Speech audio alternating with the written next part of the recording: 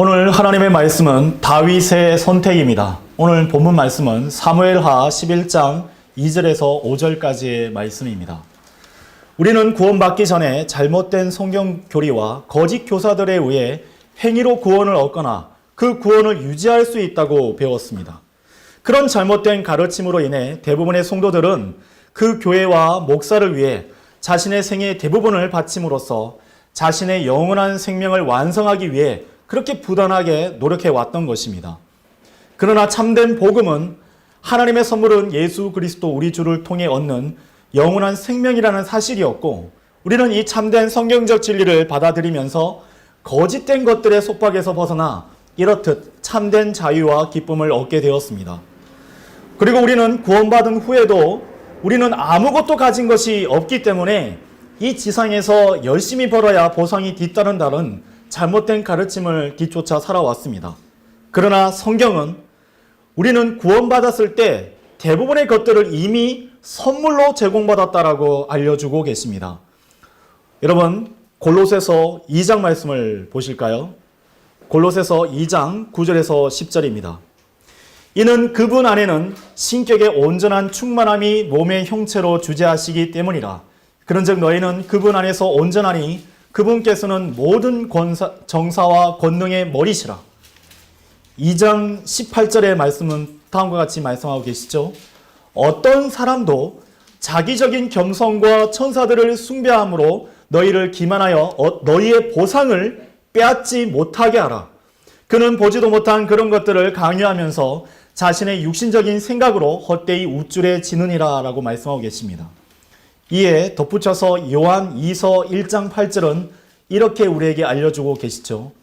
우리 자신이 이룩해 놓은 그것들을 잃지 아니하도록 너희 자신을 살펴보고 오히려 우리가 온전한 보상을 받도록 너희 자신을 살펴보라. 우리가 구원받았을 때 주님께로부터 받은 선물들은 무엇입니까? 그것은 우리 주 예수 그리스도로 말미암은 영원한 생명과 온전한 승리입니다. 우리 안에 계신 성령님께서 주시는 구원의 기쁨과 화평이죠. 게다가 그리스도의 심판대에서 받을 수 있는 최대한의 보상을 얻기 위해 그 필요한 모든 것이 구원받았을 때 구원받은 각 사람에게 제공되었다라고 성경은 우리에게 말씀해 주고 계십니다. 각 성도의 유업의 상당수는 바로 우리 각자가 주 예수 그리스도를 믿고 구원을 받았을 때 이미 모든 성도의 계좌에 입금이 되어 있는 것입니다. 성도는 그 보상의 전부를 유지하기 위해 살아가는 데 필요한 능력을 성령님께로부터 날마다 공급받을 수 있는 그런 보장을 받았죠. 그리고 보상의 상당수는 그것을 주님께서 오실 때까지 유지하기만 하면 되는 그러한 것들입니다. 피 흘리기까지 우리가 싸워서 지키면 여러분, 우리가 그리스도의 심판대 앞에 섰을 때에 그 보상과 왕관을 약속받을 수 있는 그 보상을 누리게 되는 것입니다. 여기에 해당되는 것이 세상의 유혹을 이겨내고 인내로 경주를 다했을 때 받는 썩지 않을 왕관으로서 이미 우리 안에 내주에 계신 성령을 따라가면 이것은 자연스럽게 얻을 수 있는 것입니다. 이와 다른 영역의 보상으로는 무엇이 있습니까?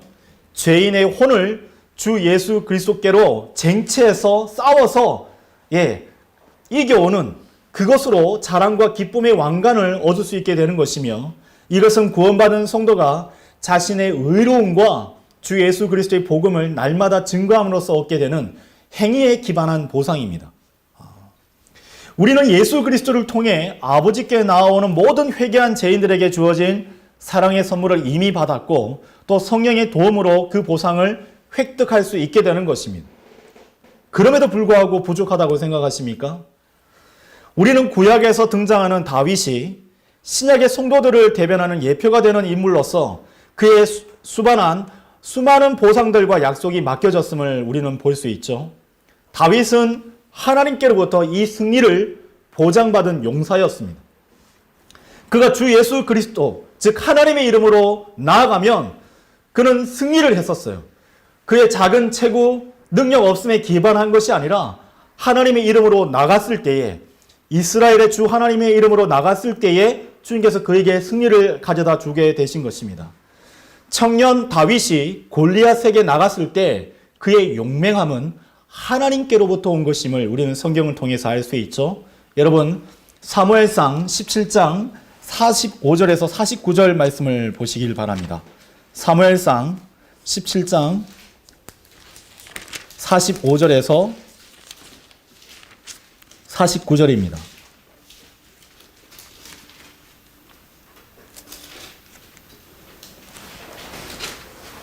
그때 다윗이 그 필리스타인에게 이같이 말하였더라. 너는 칼과 창과 방패를 가지고 나에게 오는도다. 그러나 나는 내가 싸움을 건 만군의 주 곧 이스라엘 군대들의 하나님의 이름으로 너에게 가는도다. 이날 주께서 나의 손안에 너를 넘기실 것이라. 그리하면 나는 너를 칠 것이요 너에게서 너의 머리를 치하겠노라. 그리고 내가 이날 필리스타인들 군의 사체들을 공중의 날짐승들과 땅의 야생 짐승들에게 주겠노라. 이는 온 땅으로 하여금 이스라엘의 한 하나님께서 계시는 것을 알게 하려 함이라. 그리하여 이 온 지폐의 군중은 주께서 칼과 창으로 구원하시는 것이 아님을 알리라. 이는 전투가 주의 것이므로 그분께서 너희를 우리의 손안에 주실 것이기 때문이라. 이후에 그 필리스타인이 일어나서 나아와 다윗을 맞으러 가까이 다가오자 이러한 일이 있었으니 다윗이 그 필리스타인을 맞으러 군대 쪽으로 서둘러 달려갔더라. 그러면서 다윗이 자기 손을 자신의 가방 안에 집어넣어 거기서 돌 하나를 짚고 그것을 무림매로 던져 그 필리스타인의 이마를 쳤더니 그 돌이 그의 이마 속에 박혔더라. 그리하여 그가 땅에 자기 얼굴을 받고 쓰러졌더라. 다윗은 하나님의 기름 부은 왕으로서 이렇듯 수많은 모든 전투와 전쟁 가운데서 승리를 보장받을 수 있었습니다. 뿐만 아니라 그는 하나님께로부터 기름 부은 왕으로서 이스라엘 백성을 잘 돌볼 수 있게 하나님께로부터 온 모든 권력과 권세가 그의 손에 맡겨져 있었죠. 역대상 마지막 부분인 29장 27절을 보면 다윗 왕이 나이 들어 죽는 장면을 기록해 놓고 있습니다. 다윗이 그 죽음에 이르게 됐을 때 이에 대해서 아주 간략하게 기록이 되어 있는데 이 짧은 구절 29장 27절에는 하나님께서 다윗 왕에게 베풀어 주신 복들이 모두 기록되어 있다고 해도 과언이 아니죠. 다윗 왕은 어떤 복을 받았습니까? 그리고 그가 이스라엘을 통치한 시간은 40년이었더라. 7년 동안은 그가 헤브론에서 통치하였으며 33년 동안은 그가 예루살렘을 통치하였더라. 역대상 29장 27절에 따르면 다윗 왕이 하나님께 받은 복을 한마디로 요약한 말이 있어요. 바로 40년입니다. 하나님께서 다윗이 왕으로 재위한 40년 동안 완전하고 완벽한 부와 존귀를 그에게 가져다 주었고 다윗은 그것을 누리게 되었던 것입니다. 나이 든 다윗 왕이 주 하나님을 찬양하라고 그의 말년에 얘기했을 때에 만일 그가 간증이 없고 또 많은 백성들로 통해서 그가 존경받지 못했더라면 어떤 일이 벌어졌을까요? 아무도 왕의 명령에 순응하거나 복종하지 않았을 것입니다. 하지만 다윗이 주 하나님을 찬양하라고 명령을 내리자 죽음을 앞둔 이빨 빠진 왕의 명령임에도 불구하고 모든 이스라엘 백성들이 그 명령에 기쁨으로 따르는 것을 우리에게 보여줍니다. 우리 주변에 여러분, 우리가 어떤 하나님의 말씀을 증거하고 우리가 우리 안에 있는 예수 그리스도를 우리가 입증해 보일 때 수많은 사람들은 어떻게 우리를 대합니까? 비웃나요? 아니면 그것을 두렵고 경이로운 눈으로 바라보던가요? 여러분 어떠한 입장에 서 계십니까? 백성 모두가 다윗을 존귀하게 여겼습니다. 여러분이 하나님의 형상, 즉 예수 그리스도의 형상을 따라 살아가게 되면은 모든 사람들이 여러분을 존경하고 두려워할 것이며 여러분의 선망의 대상으로 바라보게 될 것이에요. 또한 다윗은 주께 희생제물로 숫송아지 1천, 순양 1천, 어린 양 1천 마리를 바쳤습니다. 이는 다윗 왕 시대에 이스라엘이 엄청난 제물을 하나님께 바칠 수 있는 부유함을 누렸다는 것을 반증하는 사건입니다. 이 모든 것이 다 하나님께로부터 부여받은 그러한 복들이었어요. 게다가 사울 왕이 자기 아들과 자손에게 왕위를 물려주지 못했지만 다윗은 어땠습니까? 자신의 왕위를 아들 솔로몬에게 물려줄 수 있는 복을 받았죠. 자기 자손에게 왕위를 물려주는 것, 이 또한 하나님께서 허락하신, 하나님께로부터 허락받은 복인 것입니다. 하나님께로부터 부귀영화와 왕권을 받은 이 다윗은 완전하고 완벽한 복을 이미 받아 누릴 수 있는 조건을 가졌던 사람이었죠. 그런데 오늘 우리가 보고 있는 이 본문은 그러한 인생을 살았던 다윗의 모든 일대기 중에서 가장 크나큰 상처와 왕국의 패망을 일으키는 단초가 되었던 사건이었습니다. 지난 시간에 이어서 다윗이 가졌지만 감사할 줄 몰랐고 하나님의 말씀과 규례를 의도적으로 불순종함으로써 그가 어떻게 간증과 보상을 잃어버리게 되었는지 우리 모두 성경을 주의 깊게 살펴보는 시간을 가지겠습니다. 우리는 다윗의 범죄를 통해서 어떠한 교훈을 얻을 수 있습니까? 첫째로 우리가 죄를 선택하고 실행하면 적어도 한 사람 이상은 우리의 죄악으로 인해서 반드시 피해를 입게 된다는 사실입니다. 여러분 2절에서 3절까지의 말씀을 보도록 하시죠. 그러다가 어느 저녁 무렵에 이러한 일이 있었으니 다윗이 그의 침상에서 일어나 나와서 왕의 집의 지붕 위를 거닐었는데 지붕에서 그가 자기 몸을 씻고 있는 한 여자를 보았더라. 그런데 그 여자가 보기에 몹시 아름다웠더라. 그리하여 다윗이 사람을 보내서 그 여자에 대해 조사하였더라. 이에 누군가 말하기를 이 여자는 엘리암의 딸이자 히타이트족 우리아의 아내인 바세바가 아니나이까 하였더라 라고 성경을 말씀하고 계시죠. 영어 킹제임스 성경에서는 3절에서 어떻게 시작하고 있죠? and 다비드, and 다비드로 시작하는 것을 보여줍니다. 표준 킹제임스 성경은 이에 대해서 그리하여 다윗은 이라고 우리에게 알려주고 있죠. 그 후에 일어나는 모든 일은 바로 이 두 단어에서 시작하였습니다. 즉 뿌리를 두고 있다고 해도 과언이 아니죠. 그는 목욕하는 여인을 보았습니다. 우리가 아는 한 그것은 어쩌보면 어쩔 수 없는 일일 수도 있어요. 눈길을 돌렸는데 그것을 본 것이죠. 다윗이 그 여인을 보았을 때 그는 그것을 외면해야만 했던 것입니다. 그의 눈이 무엇인가를 본 후에 다윗은 어떠한 결정을 내렸습니까? 어떠한 선택을 했죠? 죄를 짓기를 선택했습니다. 그래서 성경은 뭐라고 말씀하고 계시죠? and 다비드, 즉 그리하여 다윗은 이라고 기록하고 있는 것입니다. 그의 마음과 생각에 어떠한 불순한 생각이 떠올랐던지 간에 그는 그것을 물리쳐야만 했습니다. 만일 그리하여로 이어지지 않더라도 간음은 한 남자를 취하게 만드는 것도 살인도 그리고 왕국의 혼란과 심판까지도 초래하지 않을 수도 있었던 것이에요.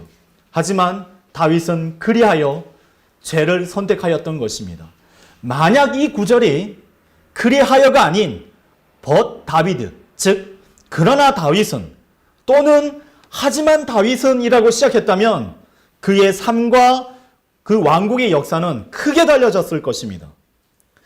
죄가 우리 각 사람에게 자신을 드러냈을 때 깜짝 놀라면서 드러나게 되었을 때 여러분 어떻게 반응하십니까? 우리 육신 안에서 이러한 불법을 저지르는 기회가 우리에게 찾아왔을 때 우리는 하나님 앞에 어떠한 단어를 선택하고 계십니까? 죄에 대한 생각이 들어왔을 때 그리고 나서 그리하여 그 죄를 저지르기로 결정하시겠습니까? 그렇게 해왔던 건가요? 죄에 대한 생각이 들어왔을 때 그러나 주님을 위해서 그것을 물리쳐야 옳지 않겠습니까? 이 두 가지 기로에 우리가 서게 되었을 때 제일 먼저 여러분은 하나님을 바라보셔야 합니다. 하나님을 바라보지 않는 자들이 죄를 짓기로 결정하는 것이에요. 그래야만 죄로부터 도망쳐서 거룩하신 주님과의 그 온전한 교제를 지켜 행할 수 있게 되는 것입니다. 우리가 주님을 사랑한다면 더 이상 죄의 달콤한 유혹을 받아들이거나 죄는 효력을 우리에게 발휘할 수 없게 되는 것이죠. 우리 육신 안에 있는 타락한 본성은 저나 여러분 안에 다 있는 것이에요. 그러나 우리 육신의 본성은 여러분 하나님 말씀으로 관리받아야 됩니다. 우리의 육신 안에 있는 이 타락한 본성은 하나님 말씀을 사용하시는 성령님의 통제하에 있어야 되는 것이에요. 그러면 우리는 안전할 수 있게 되고 온전한 승리와 하나님께서 약속하신 복들을 향유할 수 있게 되는 것입니다. 하나님께서는 우리가 재물을 보고 탐하며 육체를 보고 정욕을 품고 우리의 혀를 부적절한 말을 하는데 쉽게 내주는지는 신약과 구약 성경 어디든지 잘 볼 수 있도록 기록해 놓으셨어요. 보라고. 시험은 우리 도처에 곳곳에 깔려 있습니다. 가다 보면 걸려 넘어지게 돼 있고 우리가 부주의하면 그냥 그 물건에 부딪히는 그런 경험을 하게 되죠. 시험은 우리가 보이지 않는 곳에 또한 보이는 곳에 깔려 있습니다.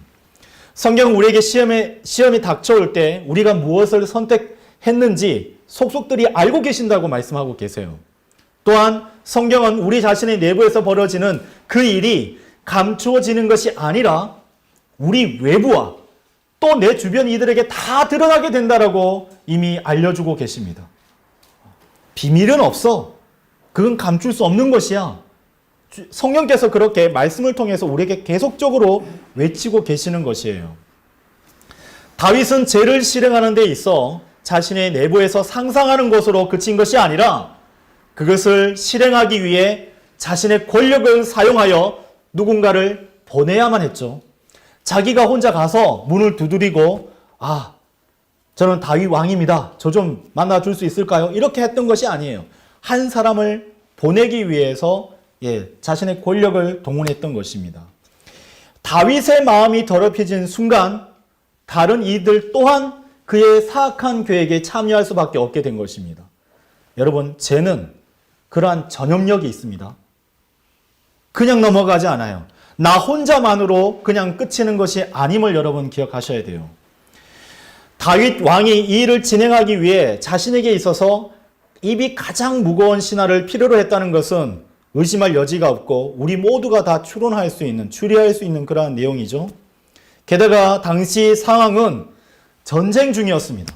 싸울 수 있는 장성한 모든 남자들은 다 전쟁터에 가 있었어요.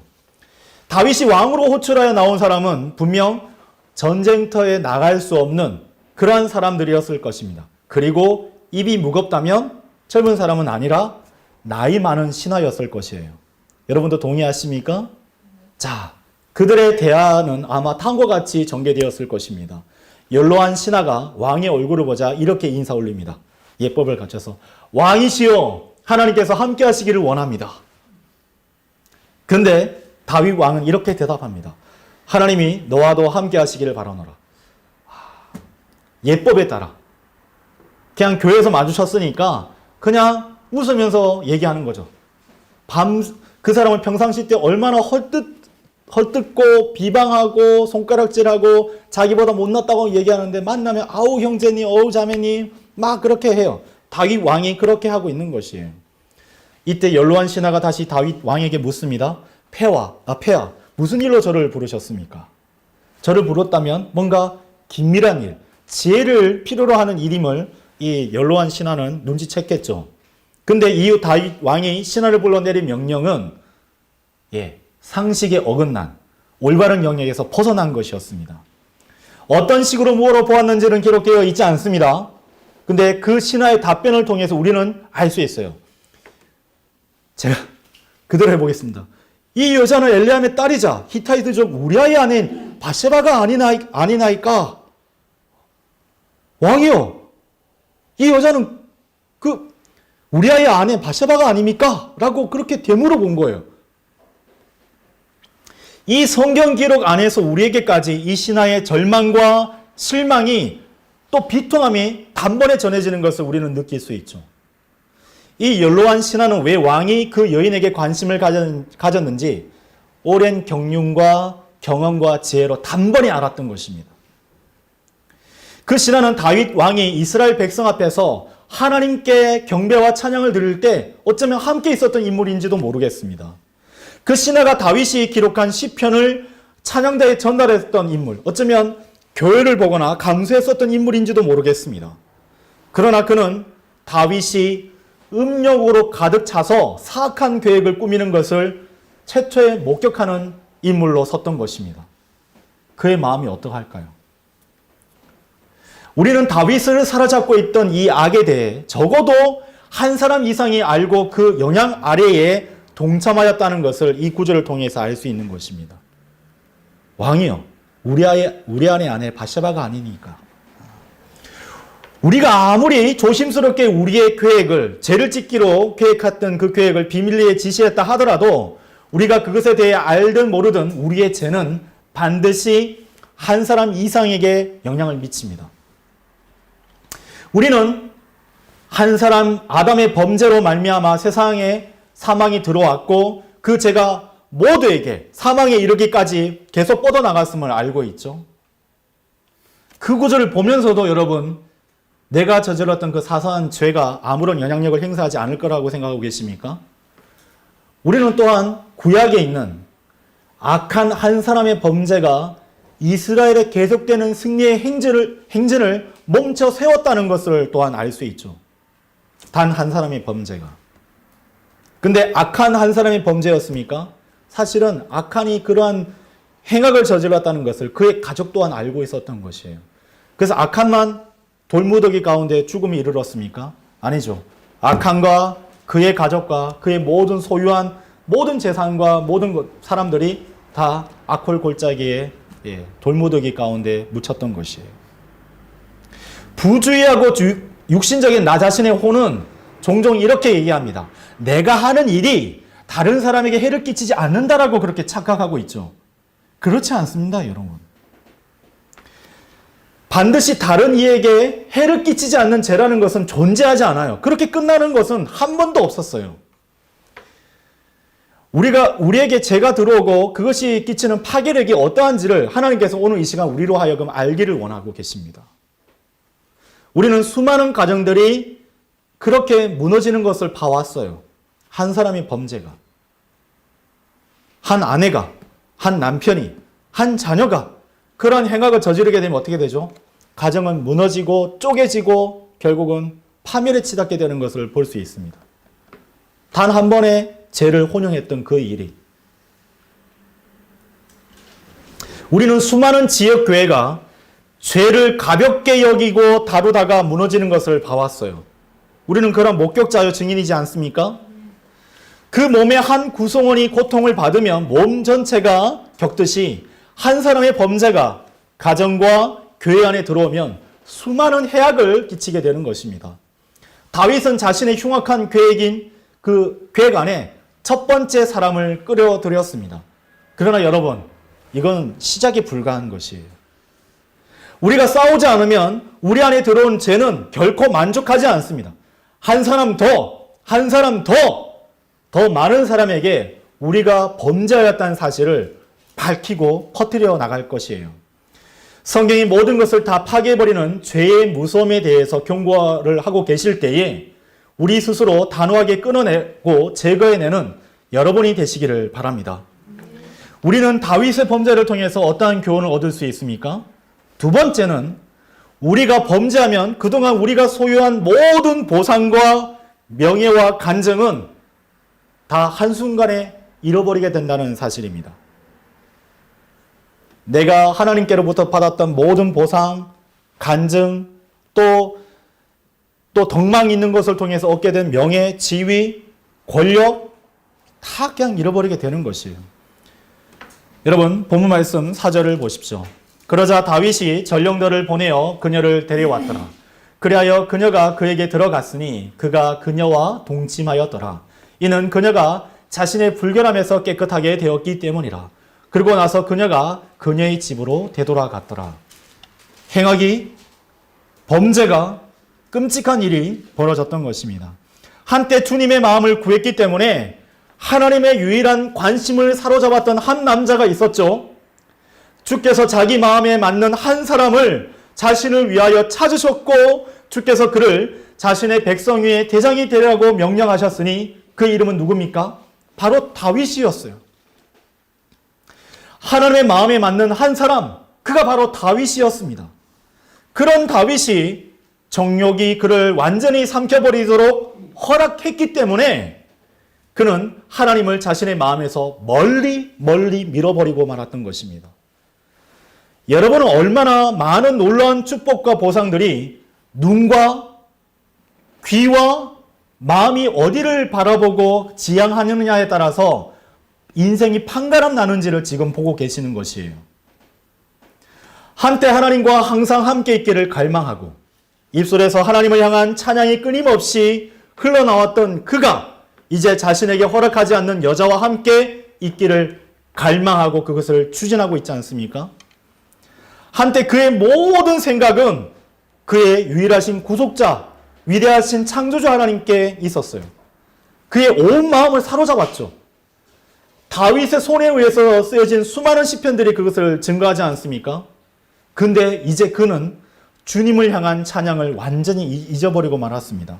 여러분, 성도 여러분, 우리 입술에서 복음 증거가 그치고 말씀을 읽기 위해서 흡조리는 그런 입술의 열매가 그치고 찬송 부르기를 우리 입에서 그쳤다면 그때가 가장 위험한 것이에요.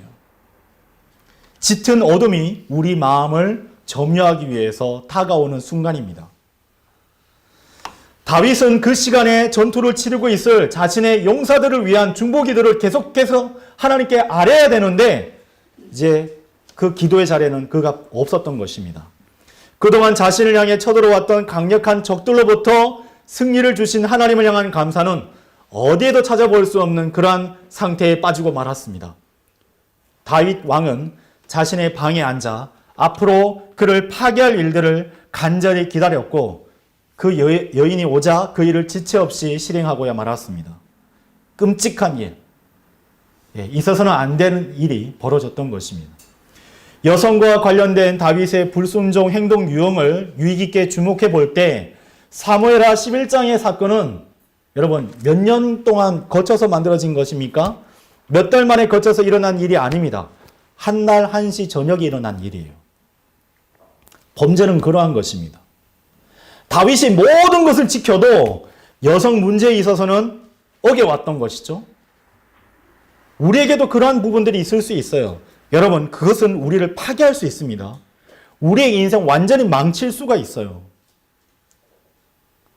하나님의 길과 말씀에 반하는 죄를 짓는 대부분의 사람들은 하나님이 계시거나 안 계시거나 보지 않으셨거나 아니면 보셨지만 상관하지 않으신다고 생각하며 죄의 자리를 찾아갑니다. 증거는 없어. 이제 다 끝난 일이야. 아무도 본 사람은 없어. 근데 정말 그렇습니까? 하나님께서는 성경을 기록해 놓으셨고 절대 네가 바라는 일은 일어나지 않아. 그렇게 알려주고 계시지 않습니까? 다윗의 시선, 욕망, 정욕, 열망, 그가 가진 힘과 권위의 오용, 하룻밤을 보내기 위해서 육체적 쾌락이 그 모든 생각과 의식과 모든 것을 덮었을 때에 그는 그것을 다 마친 후에 그 여인을 돌려보냈습니다. 다 끝났다. 아무도 모른다. 다윗은 아무런 피해도 없고 모든 것이 끝났다라고 생각했습니다. 왜요? 그러한 일이 한 번만 있었을까요? 아니에요. 하나님의 말씀을 때마다 작은 일에 대해서 소홀히 여기면서 계속 해왔기 때문에 이런 행악에 도달하게 된 것입니다. 그리고 여기 보십시오. 사무엘하 11장 5절에 이웃고 그 여자가 임신하였기에 다윗에게 사람을 보내어 알리며 말하기를 제가 아이를 가졌나이다 하였더라. 그녀가 왕에게 이 사실을 감히 알릴 수 있기까지 얼마나 걸렸는지는 우리는 모두는 알 수는 없어요. 그러나 다윗은 이윽고 죄를 초래한 종욕이 이제 잉태되었다는 소식을 듣게 되었습니다.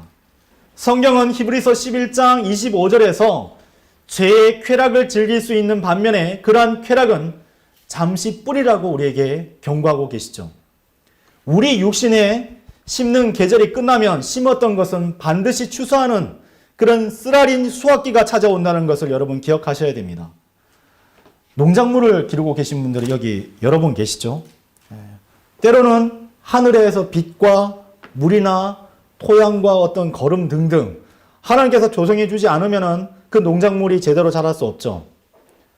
심지어 우리의 욕망을 쫓아 우리가 심고 있는 모든 죄, 잘못된 생각, 잘못된 고집, 심지어 표준 킹제임스 성경이 제시되었을 때 오랫동안 내가 개혁 성경과 영어 킹제임스 성경에서 잘못 번역된 우리말 성경에 딱 고정되어 있었던 그런 고집들과 그런 잘못된 습관들이 있으면 표준 킹제임스 성경이 제시되어도 제대로 받아들이지 못할 수도 있어요. 여러분, 과감하게 버리셔야 됩니다. 슬프게도 우리는 다윗의 범죄와 그것을 은폐하려는 시도를 우리는 보게 될 때에 우리 각 미래에도 똑같은 또 다른 그런 실패에 직면하게 된다는 사실을 마주대하게 됩니다. 우리 또한 다윗과 똑같은 실패와 멸망과 심판을 마주대하게 될 것이에요. 우리가 모두 항상 죄를 피함으로 승리의 삶을 살 수 있으면 좋을 텐데 우리가 실패한다면 그 후에는 어떻게 되는 것입니까? 어떻게 해야 돼요? 어떤 선택을 해야 됩니까? 그 죄를 또 모면하기 위해서 다 갖가지 방법을 총동원해야 돼요? 아닙니다, 여러분. 서둘러서 하나님의 긍휼과 은혜와 자비를 호소하여서 주님 십자가 앞으로 달려가야 되는 것이 마땅하지 않겠습니까? 더 이상 피난의 도시로 도망하거나 죄를 저지른 것을 통해서 복수의 칼과 손이 우리를 찾을 때까지 더 기다리는 그런 어리석음을 나타내 보여서는 안 될 것입니다. 다윗의 죄는 아주 끔찍했지만 그 죄를 하나로 정의하자면 아주 단순한 단 한 가지였어요. 바로 하나님께 나아가서 자신의 범죄를 낱낱이 고하고 회개하지 않는 죄를 남겨두었기 때문입니다. 그는 기회가 있었습니다. 요한일서 2장 1절은 이렇게 말씀하고 계십니다. 나의 어린 자녀들아, 이러한 것들을 내가 너희에게 기록하는 것은 너희로 하여금 죄를 짓지 않게 하려 함이라. 그런데 만약 어떤 사람이 죄를 짓는다면 아버지와 함께 계시는 한 변호인이 우리에게 계시니 곧 의로우신 분이신 예수 그리스도시라. 잘못을 저지른 사람은 자신을 위해 변호를 해주고 자신의 행동에 대한 형량을 줄이겠다는 희망으로 변호사를 찾아가죠. 그런 부당하고 억울하고 또한 내가 그 형벌을 받아야 되는 것이 감당하기 힘들면 사람들은 어떻게 합니까? 법률적인 자문을 구하거나 그런 도움을 줄 수 있는 사람에게 찾아가죠. 예수 그리스도께서 우리 죄들에 대해서 실망하시고 화가 나셔서 슬퍼하시는 것은 마찬가지죠. 하지만 그분께서는 이렇게 선언하셨습니다. 내가 너의 변호인이 되겠다라고 서약하셨던 것이에요. 우리가 어떠한 죄를 저질러도 우리의 죄에 대해서 죄를 고소하는 그런 마귀로부터 우리의 죄를 변호해 주시겠다고 약속해 주셨습니다. 언제요? 갈보리 십자가에서 피 흘려 죽으시고 다 이루었다라고 선언하셨을 때. 그분은 의로우심으로 우리가 저지른 일을 가볍게 여기시거나 쓰라린 결과를 지워버리겠다고 말씀하지는 않으셨습니다. 죄에 대해서 우리를 변호해 주시겠다고 약속하신 것이죠. 그러나 우리가 더 파멸하여 넘어지기 전에 거룩하신 예수님께서는 그분의 이름을 위하여 우리를 빨리 의의 길로 인도해 주실 것이에요. 우리가 죄로 통해서 갖가지 상처를 입고 또 죄의 파급력이 서서히 퍼져나갔을 때 어쩌면 그것은 우리가 감당하기 힘든 일인지도 모릅니다. 하지만 우리의 유일한 피난처는 주 예수 그리스도이십니다. 이때 마귀는 우리에게 다가와서 우리가 다시 일어서는 것을 원치 않기 때문에 갖가지 시도를 벌일 것이에요. 하나님께 이런 것을 가지고 나가면 하나님께서 안 받아주실 것이야 같은 생각들로 우리의 모든 생각과 마음을 채울 것입니다. 아닙니다, 여러분. 아니에요. 마치 우리가 주님께로 나아가지 않으면 그분께서 우리가 저지른 일을 모를 것이라는 착각을 하며 같은 행동에 계속적으로 빠지도록 마귀는 역사할 것입니다. 이 속임이 한 명의 성경대로 믿는 목자를 넘어뜨렸습니다. 이 속임수가 성경대로 믿는 교회의 성도들의 마음을 장악했습니다. 이 속임수가 성경대로 믿는 교회들을 베개로 잠식하게 만들었습니다. 이것은 말도 안 되는 일이지만 그 일은 성공하고야 말았습니다. 또 이 행동은 반복되어 있고 그 죄악은 지금도 먹잇감을 찾아서 계속적으로 반복된 일들을 장악하는 일들이 벌어지고 있는 것입니다. 그분께서 이미 아셨는데 왜 숨기려고 하십니까? 그분께서 이미 우리를 보살피기로 약속하셨는데 왜 그분께로부터 도망하려고 계속하고 계십니까? 그분께서 우리를 판단하시고 모든 것을 알고 계시는데 왜 불순종의 길을 지속하려고 고집만 피고 계십니까? 우리는 죄를 덮으려고 시도하지 않겠다고 결심하거나 우리가 넘어진 후에 하나님과 사람에게 제대로 대응하는 것을 피하지 않기로 마음 먹을 수 있습니다. 여러분 그렇게 하셔야 돼요. 더 빨리 우리가 은혜롭고 자비가 풍성하신 변호인이신 주 예수 그리스도께 나아갈수록 우리 안에 성령님께서는 더 빨리 우리를 회복시키시는 작업을 시작하신다는 사실을 여러분 유념하시기를 바랍니다. 우리는 다윗의 범죄를 통해 어떠한 교훈을 얻을 수 있습니까? 마지막 셋째로 우리가 죄를 선택하고 실행하면 적어도 한 사람 이상은 반드시 나 자신이 저지른 죄악을 알게 되고 그동안 쌓았던 평판과 간증을 잃어버리게 된다는 사실을 이제는 두 눈으로 목도하게 된다는 사실입니다. 한 사람만 알게 된 게 아니에요. 우리는 그것을 이제 보게 될 것입니다. 자, 다시 5절을 보세요. 이윽고 그 여자가 임신하였기에 어떻게 했습니까? 다윗에게 사람을 보내어 알리며 말하기를 제가 아이를 가졌나이다 하였더라. 분명 밧세바의 종이었을 것이에요. 그 모든 전말을 알고 있는 밧세바가 야방을 틈타서 왕궁에 있었던 다윗에게 갔었던 그 일을 속속들이 아는 종이었을 것입니다. 밧세바가 아이를 임신하자 그녀는 다윗에게 사람을 보냈죠. 우리가 자칫 놓칠 수 있는 사실은 우리가 어떤 선한 일을 하든지 악한 일을 모의하여 실행을 하든지 분명한 것은 그 사실을 하나님과 사람을 통해서 모두 다 알려진다는 것입니다. 여러분이 하나님 앞에 했었던 선한 일이 있으십니까? 여러분 너무 초조할 필요가 없어요. 하나님께서 다 드러나게 해주실 것입니다. 그러나 반대로 여러분이 하나님 앞에 죄를 저질렀고 어떠한 악행을 저질렀습니까? 그러면 하나님과 모든 사람 앞에 여러분이 어떠한 사람인지를 다 공개하실 것이에요. 우리는 다윗 왕 앞에 선 연로한 신하를 보았습니다. 밧세바를 데리고 오라고 명을 받은 종들이 있었음을 보았습니다. 그리고 이제는 밧세바의 임신 소식을 전달한 그 종을 보고 있습니다. 뿐만 아닙니다.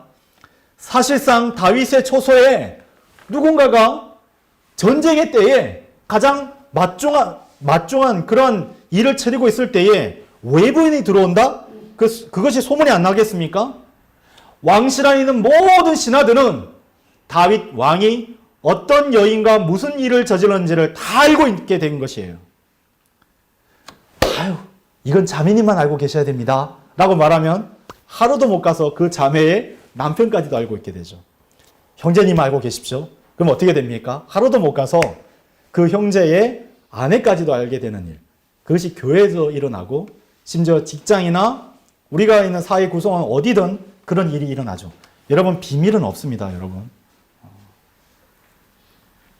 사람은 누구나 그러하듯 전달하는 사람은 다른 사람에게도 이야기하는 것이 자연스러운 이치예요. 근데 그것을 잠시 망각할 뿐입니다. 이미 자기가 얘기하고 있잖아요. 자기가 이미 얘기를 하고 있다면 그건 비밀이 없는 거예요. 성경은 다시 한 번 더 우리에게 비밀은 없고 감출 수 있는 일은 전혀 없다라고 알려주고 계십니다. 디모데전서 5장 24절에서 25절은 우리에게 다음과 같이 말씀하고 계십니다. 어떤 사람들의 죄들은 미리 드러나서 먼저 심판으로 나아가며 아멘 아멘 그렇게 될 것입니다. 어떤 사람의 죄들은 심판을 뒤따르느니라. 이 심판을 벗어날 수가 없죠. 이와 같이 어떤 이들의 선한 행위들도 미리부터 명백하게 드러나느니라. 그리고 그렇지 않는 것들도 숨겨줄 수 없느니라. 하나님의 선언입니다. 결국 죄이든지 선행이든지 모두 알려지게 되어 있습니다. 전지전능하신 하나님께서 왜 그것을 모르시겠다고 모를 거라고 그렇게 화가 나고 계십니까? 거룩하신 하나님의 시선을 느끼지 못하는 성도가 있다면 자신을 뒤돌아보아 하나님과의 교제에서 자신이 멀리 떨어져 있지 않는지를 주의해야 합니다. 그것을 애써 늦추거나 외면해서는 안 됩니다. 그러면 우리의 가족이 알게 됩니다. 나의 남편, 나의 아내, 나의 자녀, 나의 아버지, 나의 부모님, 나의 사랑하는 친구, 사랑하는 이웃들, 그 모든 사람들이 알게 돼요. 혹여나 우리가 하나님 앞에 서는 것을 뒤로 늦추게 되면 결국 예수 그리스도의 심판대 앞에 서게 될 때 큰 수치와 부끄러움을 당하게 될 것입니다. 만일 여러분이 비밀로 한 일이 이 지상 삶 가운데서 무덤까지 갈 때까지 그것이 성공하였다면 그래도 그리스도의 심판대 앞에서 만천하에 다 드러나게 되는 것이에요. 하나님께서 다 드러나게 하시는 거예요. 우리는 다윗에게 벌어졌던 일에 대한 이해를 얻기 위해서 사무엘하 12장의 결말을 살펴볼 필요가 있습니다. 사무엘하 12장 15절에서 19절을 보세요. 사무엘하 12장 15절에서 19절입니다. 그리고 나서 선지자 나단이 자기 집으로 떠났더라. 다윗에게 와서 죄에 대해서 경고한 일이죠. 이것은 우리가 다음 시간에 보도록 하겠습니다. 이웃과 주께서 우리아의 아내가 다윗에게 낳아준 아이를 내리쳤으니 그 아이가 몹시 알았더라. 즉 다윗과 밧사바의 간음으로 태어난 아이입니다. 16절. 그러므로 다윗이 아이로 인하여 하나님께 간청하였더라. 그리고 다윗은 금식하며 들어가서 밤새 땅 위에 엎드렸더라.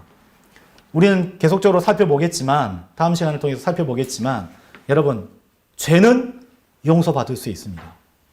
근데 죄에 대한 결과는 우리가 막을 수 없어요. 초가상간 다 태웁니다. 2019년도 강원도 산불 기억하십니까? 최근에도 산불이 있었죠. 언제 끝나는 것입니까? 이 불은 어떻게 잡을 수 있었죠? 소방서가 와서 물을 뿌려서 화재를 잡았습니까? 아닙니다. 끝까지 불이 바람을 타고 가서 더 이상 태울 것이 없었을 때 끝났어요. 바다에 이르러서 2019년도에는 그렇게 끝났습니다. 근데 당시 정부가 소방대를 전국에 있는 소방대 다 동원해서 잡았다라고 그렇게 했죠. 뭐 잘 포장해서 얘기한 거죠. 이번 산불은 어떻습니까? 다행히도 비가 내렸어요. 죄는 마찬가지예요. 끝장을 봅니다, 여러분. 끝장을 봐요. 17절. 그런즉 그의 집의 장로들이 일어나서 그에게 가서 그를 땅에서 일으켜 세웠으나 그가 원하지 아니하였으며 그는 그들과 함께 빵을 먹지도 아니하였더라. 18절. 그러다가 일곱째 날에 이러한 일이 있었으니 그 아이가 죽었더라. 그러자 다윗의 종들이 아이가 죽은 것을 그에게 알리는 것을 두려워하였더라. 이는 그들이 말하기를 보라, 아이가 아직 살아있는 동안에 우리가 왕께 고하였는데도 왕께서 우리의 음성에 경청하려 하지 아니하셨도다. 그렇다면 하물며 아이가 죽은 것을 우리가 왕께 알리는 경우 왕께서 자신을 얼마나 괴롭게 하시겠느냐 하였더라. 19절입니다. 그러나 다윗이 자기 종들이 수군거리는 것을 보았을 때 다윗은 아이가 죽었다는 것을 인지하였더라.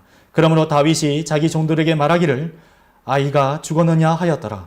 그러자 그들이 말하기를 그가 죽었나이다 하였더라. 우리가 살펴보았던 구절에서 수많은 사람들이 다윗이 범죄한 사실과 간증을 잃었다는 것을 낱낱이 알게 된 것을 봅니다. 15절에 선지자 나단, 17절에 보십시오. 그 집의 장로들, 18절과 19절에 다윗의 종들. 같은 대상에 대해서 각기 다른 편이 있다 하더라도 적어도 한 명입니까?